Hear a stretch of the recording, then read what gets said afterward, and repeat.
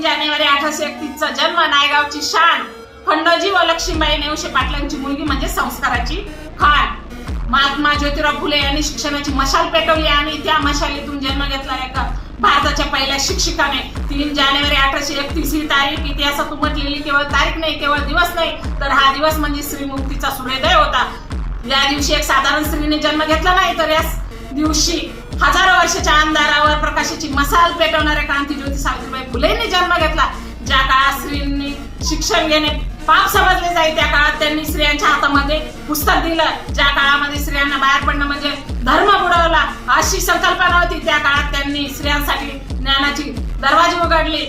त्यांच्यावर दगडशेण आणि अपमान करण्यात आला तरी त्यांनी कधीही मनावर ताण घेतला नाही. ते चालत होत्या, त्यांच्यावर दगडशेण फेकले जात होते आणि त्यांच्या डोक्यात एकच विचार होता, ते थांबत नव्हत्या. मी जर आज पावलं मागं घेतली तर उद्याचं भविष्य थांबेल. त्या केवळ भारताची पहिली शिक्षिकाच नव्हत्या, तर विधवांचे अश्रू पुसणारी एक आई, शोषितांची ढाल आणि अन्याय विरुद्ध उठणारा आवाज होता. बोले तैसे चाले त्याची वंदावे पावले ही मन त्यांना तंतोतंत लागू होते. त्या केवळ बोलल्याच नाही, तर त्यांनी कृतीतून करून दाखवलं. त्या सावित्रीबाई फुले आपल्याला प्रश्न विचारतात, मुलींनो तुम्ही शिक्षण घेता का? तुम्ही अन्यायाविरुद्ध उभा राहता का?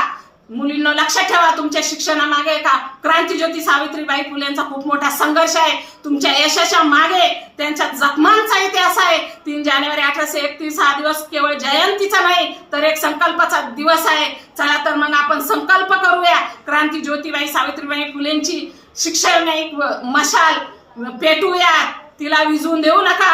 आज समाजातील प्रत्येक मुलींच्या हातात आपण ज्ञानाचा दीप देऊया आणि क्रांतीबाई सावित्रीबाई फुले तोपर्यंत अमर आहे जोपर्यंत शिक्षण अमर आहे.